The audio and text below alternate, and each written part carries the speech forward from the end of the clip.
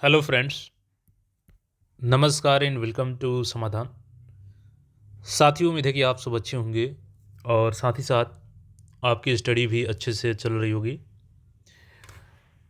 नई भर्ती की बात करें तो जैसे कि अभी एडीओ का देखिएगा तो पोर्टल ओपन कर दिया गया है। हालांकि ये पोर्टल ओपन नहीं होना चाहिए था। क्या मंशा है सरकार की कि पोर्टल को फिर से ओपन करवाया गया है और छात्रों में इसको लेकर के नाराज़गी भी है। हम लोग उस पर अलग से बात करेंगे अभी, लेकिन यहाँ पे हम लोग बात करने वाले हैं बिहार छात्रावास प्रबंधक भर्ती, यानी कि हॉस्टल मैनेजर की जो पोस्ट होती है, इस पे वैकेंसी आ चुकी है और प्रॉपर नोटिफिकेशन भी इसका आ गया है।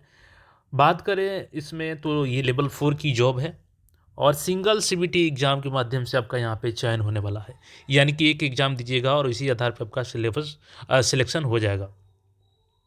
तो इसकी योग्यता, चयन की प्रक्रिया, सिलेबस, उम्र सीमा, इन सारी चीज़ों को आइए हम लोग डिस्कस कर लेते हैं। और फर्स्ट ऑफ ऑल, आप लोग अगर चैनल पर पहली बार आए हैं तो चैनल को सब्सक्राइब करके जुड़े रहें, क्योंकि हमेशा आपको ऑलवेज ऑथेंटिक न्यूज़ दिया जाता है। अब बात करें हम लोग ये तो छात्रावास प्रबंधक के पद होने वाला है। आपके मन में सवाल होगा कि सर ये कॉन्ट्रैक्ट बेसिस जॉब है या परमानेंट है।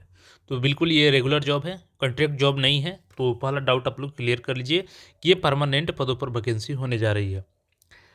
पिछड़ा एवं अति पिछड़ा वर्ग कल्याण विभाग बिहार पटना द्वारा संचालित जननायक कर्पूरी ठाकुर छात्रावास एवं अन्य पिछड़ा वर्ग कल्याण छात्रावास में छात्रावास प्रबंधक के रिक्त पदों पर नियमित नियुक्ति हेतु ये विज्ञापन जारी की गई है।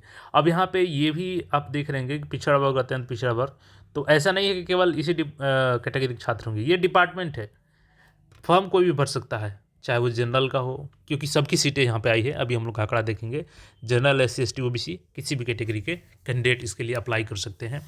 अब देखिए कि यहाँ पर आप देखिएगा तो डेट दिखाएगा आपको कि 10/10/2025 और 10/11/2025। तो आप तो बोलेंगे कि डेट तो निकल चुका है सर। नहीं, देखिए ये क्या हुआ था कि अक्टूबर में ये फॉर्म आया था और इसको फिर से पोस्टपोन कर दिया गया था, लेकिन अब ये दोबारा फॉर्म शुरू हो चुका है। मैं उसका नोटिस दिखाता हूँ, फिर आगे इसके बारे में हम लोग इसकी क्वालिफिकेशन और सिलेबस जो भी है डिस्कस कर लेंगे।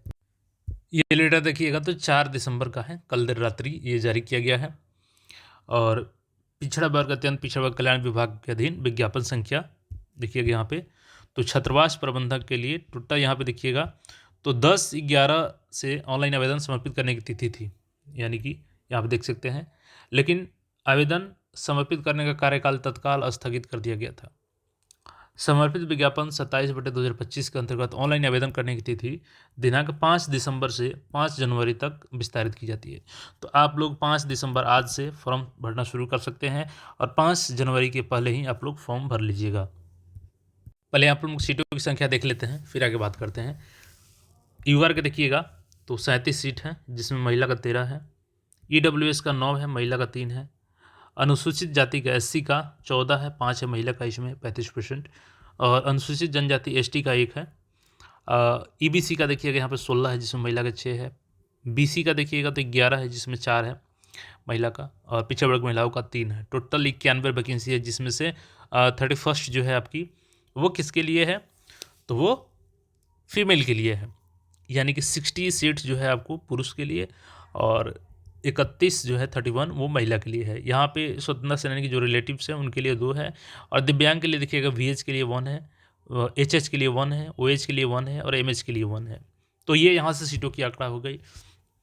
यहाँ पे एज लिमिट को देख लीजिए तो आयु सीमा आपकी 1 अगस्त 2025 से काउंट की जा रही है, कट ऑफ यही है। और इसके अनुसार अगर आपका मिनिमम 21 साल है तो पहला एज लिमिट आप हो गया आपका कि आप भर सकते हैं।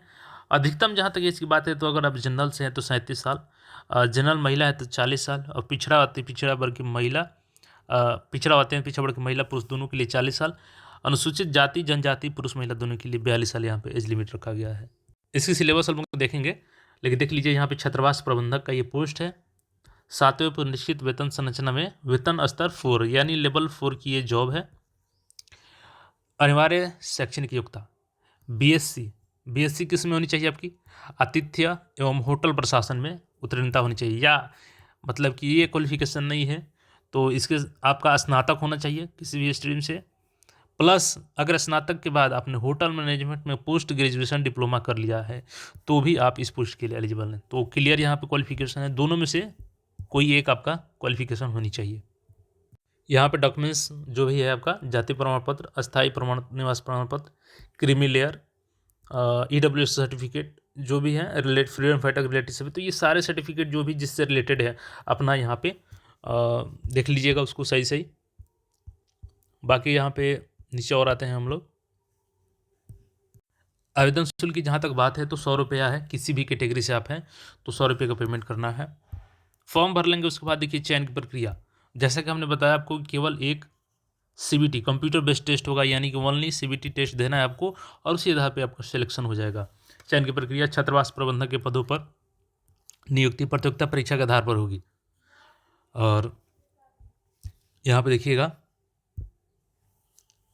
लिखित प्रतियोगिता परीक्षा, आयोग सभी अभ्यर्थियों के लिए कंप्यूटर बेस्ड टेस्ट के माध्यम से लिखित प्रतियोगिता आयोजित करेगा। परीक्षा का पाठ्यक्रम क्या है, तो कुल 100 प्रश्न होंगे आपके और सभी के सभी MCQ होंगे, मल्टीपल चॉइस क्वेश्चन होंगे। टोटल 200 अंक मिलेंगे इसके लिए आपको, 100 प्रश्न के लिए। एक प्रश्न आपका 2 अंकों का होगा।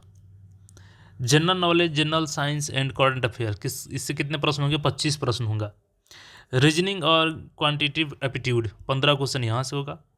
Application of ICT in hostel management, तो हॉस्टल मैनेजमेंट से 5 क्वेश्चन रहेगा। जनरल हिंदी का आपका 8 क्वेश्चन रहेगा।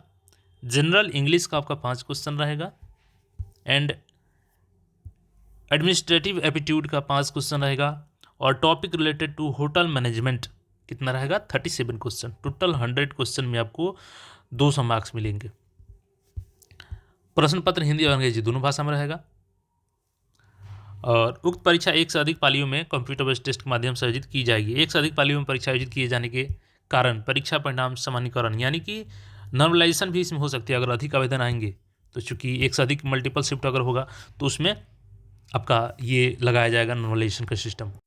अब देखिए निगेटिव की बात करें तो परीक्षा में गलत उत्तर देने के लिए नकारात्मक अंकन, नेगेटिव मार्किंग किया जाएगा। प्रत्येक सही उत्तर के लिए आपको 2 अंक दिया होगा और प्रत्येक गलत उत्तर के लिए 0.50 मार्क्स काटा जाएगा, यानी कि 1/4 यहाँ पे निगेटिव है आपका। तो 1/4 निगेटिव के साथ ये एग्जाम होगी। और सिलेबस भी आपने ये देख लिया है यहाँ पे। तो इस सिलेबस को ध्यान में रख करके आपको तैयारी करना है और जो भी क्वालिफाइड हैं इसके लिए आप लोग आवेदन आज से कर सकते हैं। और बात करें इसकी एग्ज़ाम की तो देखिए इसकी एग्ज़ाम ऑनलाइन होगी और इसकी एग्ज़ाम TCS कंपनी ही लेगी, मैक्सिमम चांस है। तो देर किस बात का है, जाइए आवेदन कीजिए और अपने साथियों के साथ भी इस वीडियो को शेयर कीजिए। जो भी इसके लिए एलिजिबल होंगे वो फॉर्म भर सकते हैं। और बाकी ऐसे अपडेट के लिए चैनल को सब्सक्राइब करके जुड़े रहें। मिलते हैं फिर नए अपडेट में। धन्यवाद।